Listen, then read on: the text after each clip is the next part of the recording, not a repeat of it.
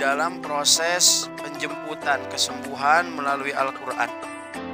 Ada yang dinamakan teknik mengunci, pegang oleh satu orang, dua orang, justru yang memegang itu terpental karena tenaga atau energi dari yang memegang itu akan tersedot, terhisap oleh ada hal yang sangat penting. Dan hal ini sering terjadi. Ayo ngaji di kawan mau. Masuk kene. Berarti lu ngahalangan hamil teh anjirnya. Jadi dulu kelakuan.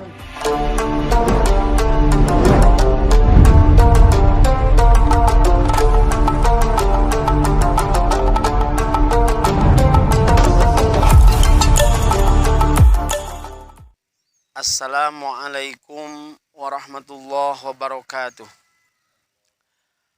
Hamdan wa syukron lillah, amma ba'du. Bapak, ibu, saudara, dan sahabat dimanapun berada, terlebih dahulu saya sampaikan salam silaturahmi, salam sehat, dan bahagia selalu. Pada video kali ini saya akan memberikan penjelasan tentang teknik terapi Qur'ani. Di dalam proses penjemputan kesembuhan melalui Al-Quran, ada yang dinamakan teknik mengunci.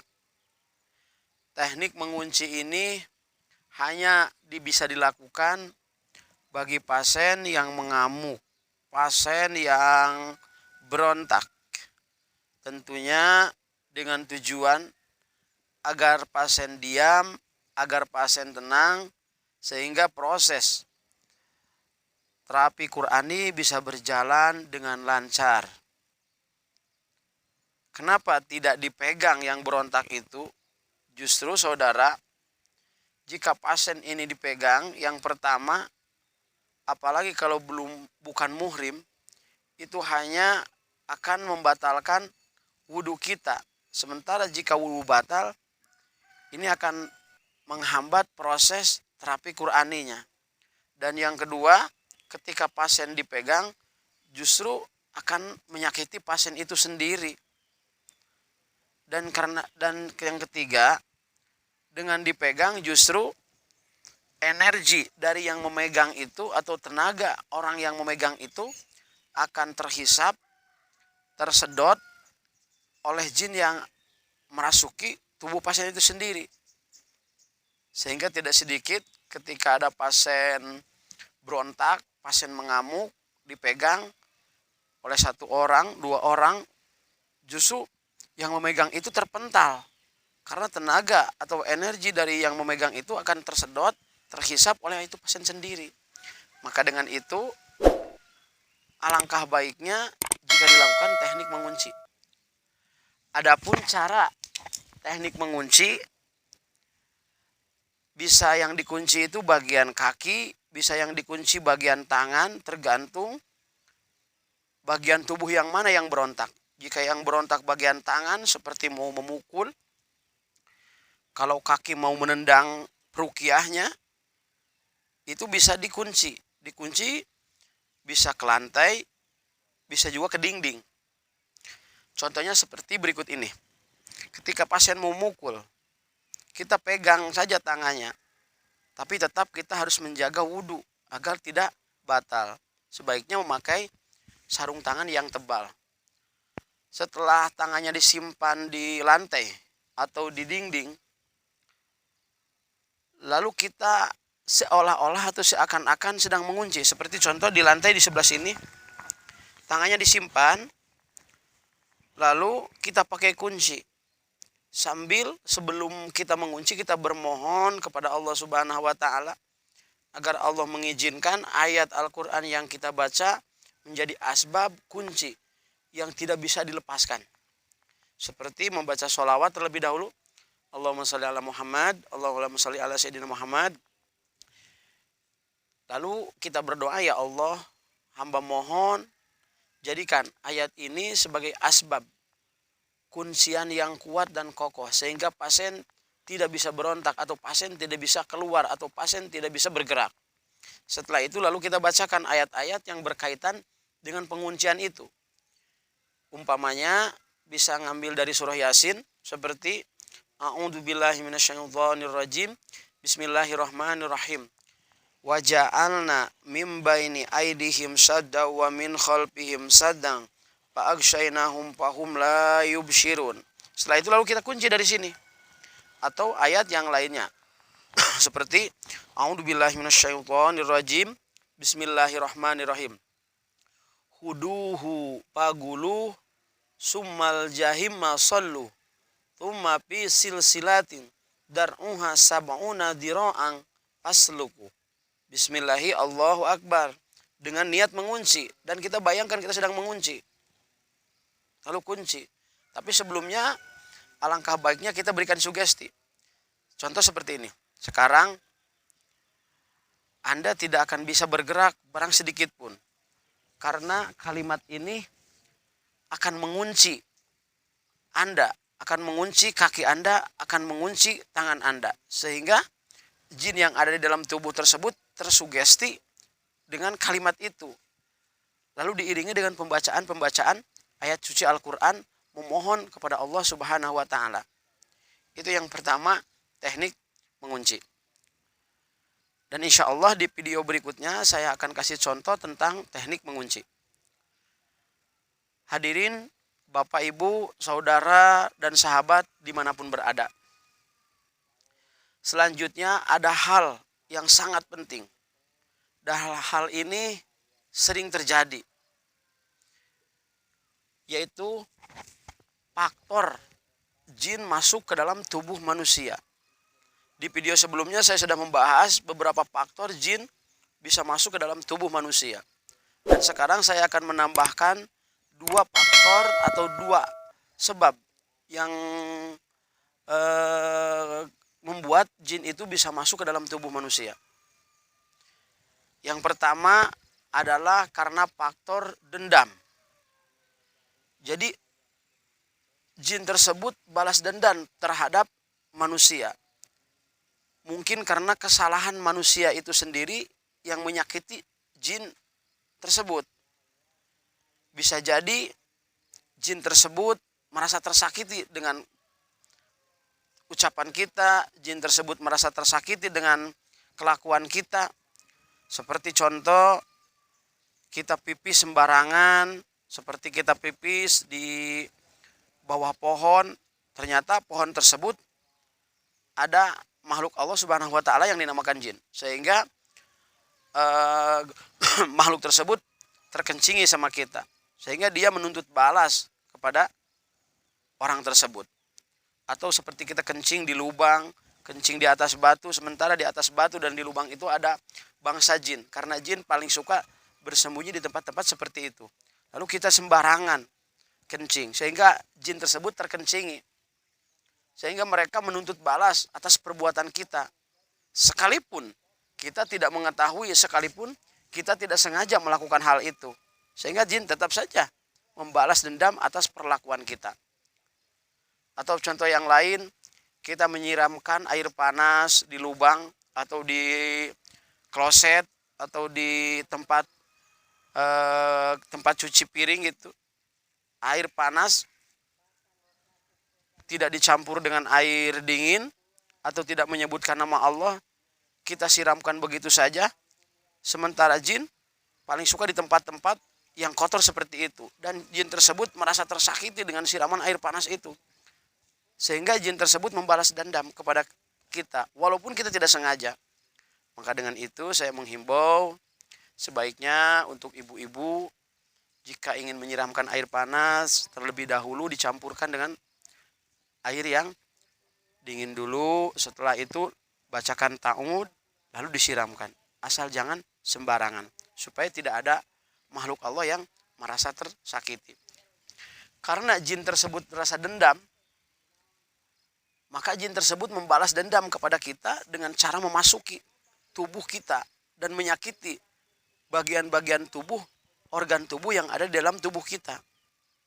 Atau bisa jadi kita melempar batu atau melempar sesuatu, ternyata lemparan kita justru mengenai makhluk halus itu tersebut, sehingga mereka membalas dendam. Itu yang pertama. Jadi masuk ke dalam tubuh manusia karena dendam. Mereka tersakiti, mereka teraniaya sehingga mereka membalas dendam atas perbuatan kita. Itu yang pertama. Dan hal itu sering terjadi.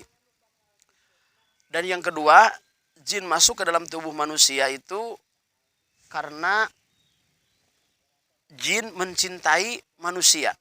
Karena bangsa jin sama saja seperti kita, saling mencintai. Dan ada jin yang masuk ke dalam tubuh manusia seperti ke dalam tubuh wanita karena mencintai wanita itu sendiri.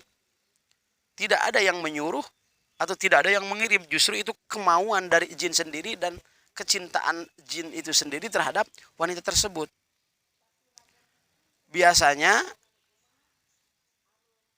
jin yang masuk ke dalam tubuh wanita karena dasar mencintai biasanya bisa dirasakan oleh wanita itu sendiri. Biasanya sakit di bagian leher dengan tiba-tiba. Setelah beberapa jam kemudian lalu sembuh dengan tiba-tiba dan tidak ada terasa sedikit pun sakit setelah sembuh. Dan yang kedua, biasanya sakit di bagian rahim. Karena jin tersebut biasanya berdiam di bagian rahim. Malah tidak sedikit bukan saja mencintai tapi jin tersebut menikahi wanita itu tersebut tanpa seizin wanita itu, tanpa sepengetahuan wanita itu. Sehingga dia melakukan hubungan layaknya suami istri. Nah makanya untuk para wanita, jika kita sering bermimpi melakukan bersetubuh layaknya suami istri dan dilakukan itu secara rutin, bisa jadi 1 minggu sekali, 2 minggu sekali, atau sebulan sekali, rutin sering bermimpi seperti itu. Dan kita pun seorang wanita menikmatinya, laki-laki sama menikmatinya, layaknya melakukan hubungan dengan suami istri. Nah itu adalah ciri hati-hati bahwa kita dicintai oleh jin, bisa jadi kita sudah ditikah sama jin. Dan bisa jadi jin yang masuk ke dalam tubuh wanita itu bisa jadi jin dari non-muslim atau jin muslim itu sendiri. Maka dengan itu saya kasih saran, sebaiknya bagi wanita hendak menjaga diri dengan membentengi diri sendiri. Bisa dengan cara setelah melaksanakan salat subuh membacakan La ilaha illallah wahdahu la syarikalah lahul mulk wa huwa ala kulli syai'in qadir. Dibaca 10 kali. Dalam satu hadis dijelaskan barang siapa orang yang membaca kalimat tersebut 10 kali, maka insya Allah akan aman dari godaan setan selama 12 jam. Atau bisa dengan membaca 3 kul, yaitu kul huwallahu ahad, surah Al-Ikhlas, kul a'udzu birabbil falaq, surah Al-Falaq, dan kul a'udzu birabbin nas, yaitu surah An-Nas. Setelah itu ditiupkan ke telapak tangan, diusapkan ke seluruh tubuh. Tentunya diawali dengan membaca sholawat dan bermohon kepada Allah agar senantiasa Allah Subhanahu wa Ta'ala melindungi dirinya dari musuh Allah yang terkutuk, yaitu dari bangsa jin. Insya Allah dengan cara seperti itu kita akan terlindungi. Untuk bisa lebih jelasnya, Bapak Ibu, saya kasih contoh ketika saya meruqyah seorang wanita yang merasakan sakit di bagian kepala, juga di bagian rahim, dan ternyata wanita itu dicintai oleh jin. Setelah melakukan pernikahan selama 4 tahun dan belum dikaruniai anak, ternyata jin tersebut berdiam di rahimnya dan menelan semua air sperma yang air sperma suaminya ketika melakukan hubungan itu sendiri, sehingga proses kehamilan pun menjadi sangat sulit. Dan itu tentunya setelah dilakukan pemeriksaan atau diagnosa ke dokter, agar kita tidak merasa ragu atas semua yang terjadi. Sekarang Ibu Bapak silahkan saksikan video berikut ini. Karena benar-benar berbuat dolim, kurang ajar, mengganggu. Islam. Anjir naon tujuanna masukkan tubuh wanita ieu? Kawehan. Ngomong. Mana jeung Islam? Islam naon kelakuan kitu? Islam mah ieu teu pantes kikituan. Islam mah ibadah ka Allah lain masukkan tubuh manusia. Dolim eta teh ente. Wa malid dolimina min ansor. Tidak ada pertolongan bagi hamba-hamba Allah yang berbuat dolim, termasuk kamu masuk ke dalam nyawa. Ente belajar coba Jin di madrasah tuh, di madrasah saya di pesantren. Kamu hayang apa mau pelaturan anak? Hanya tong nyiksa satu jelema. Penyiksaan ieu namina. Saya nanya ke Anjeun, lamun Anjeun teu bisa jawab kumplek bae. Anjeun bogoh teh ka awe ieu. Bogoh? Mau gedul. Emang mau sih nu geulis di bangsa maneh? Yo bogoh cenah. Bangsa jin Allah geus nyiapkeun surga bangsa jin deui. Ayeuna ngajari kaluar moal. Resep kene. Berarti nu ngahalangan hamil teh anjeunnya. Betul kelakuan. Mana yang digodok di neraka? Yang digodok di neraka, ha? Mana yang digodok di neraka tuh? Aduh mana ayeuna ieu dolim ngahalangan hamil batur. Ieu awe itu hayangan hamil. Mana kumaha ayeuna dihalangan. Ya Allah, Rabb Gusti, Maha Kuasa ya Allah, hampunkeun Gusti dosa jin ieu ya Allah. Bismillahirrahmanirrahim. Allahumma sholli ala sayyidina Muhammad, Allahumma sholli ala sayyidina Muhammad, Allahumma sholli ala Muhammad, Allahumma sholli ala Muhammad, Allahumma sholli ala Muhammad. Allahumma sholli ala Muhammad, Allahumma sholli ala Muhammad. Ya Allah, perlihatkeun hiji wanita di bangsa jin anu leuwih geulis daripada awewe ieu. Ka jin anu aya dina tubuh wanita ieu. Perlihatkeun ya Allah. Perlihatkan ya Allah, jadikan kalimat mulia agung ini sebagai sosok makhluk Gusti nu geulis anu dipikasep ku ya Allah ciptakeun bismillahirrahmanirrahim payakun ya Allah ciptakeun bismillah Allahu akbar. Tempuk ka dieu aya awe geulis teh dalam dia.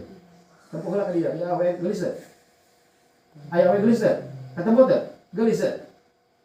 Anjeun rek keluar jeung awe ieu bareng.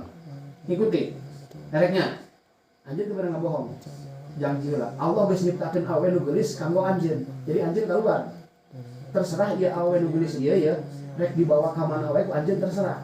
Ieu geus milik ti Allah, tapi syarat anjeun kudu keluar, jeung anjeun kudu bener-bener melaksanakeun keislaman. Oleh kaya keluar moal. Bener keluar. Anjeun di kamu kudu moal. Moal. Kamu moal ada janji heula. Adik tenang aja. Ada janji aja. Bismillahirrahmanirrahim.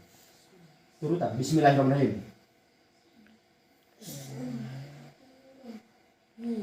Sumpah demi Allah kaula lek keluar tina jasad awewe ieu lamun kaula ngalanggar kana janji kaula siap dihukum anu saberat-beratna demi Allah. Allah. Tah anjeun geus sumpah, anjeun keluar lewat mana ya? Lewat tangan. Sok.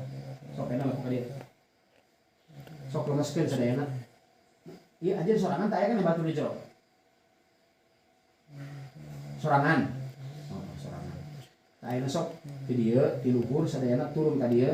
Ti dieu pindah dieuna. Ieu ti dieu pindah ka dieu geus leuskeun pindah. Lam alif lam mim. Kaf ha ya ain sol keluar bismillah Allahu akbar keluar. Hadirin saudara, Bapak, Ibu, sahabat dimanapun berada, dalam video ini sudah nampak jelas bahwa jin tersebut masuk ke dalam tubuh wanita karena dasar mencintainya. Mungkin hanya ini yang saya bisa sampaikan. Semoga bermanfaat, dan insya Allah di video berikutnya saya juga akan menjelaskan beberapa hal yang sangat penting tentang bagaimana cara menghancurkan buhul-buhul sihir atau menghancurkan ajimat-ajimat jika kita mempunyai. Bagaimana cara menghancurkannya agar orang yang menghancurkan tidak ada efek samping apapun. Hadirin Bapak, Ibu, Saudara, dan sahabat dimanapun berada, mungkin hanya ini yang saya bisa sampaikan. Semoga bermanfaat, dan mari kita berdoa kepada Allah Subhanahu wa Ta'ala. Semoga senantiasa kita ada dalam lindungan Allah Subhanahu wa Ta'ala. Amin ya Allah ya Rabbal Alamin. Wassalamualaikum warahmatullahi wabarakatuh.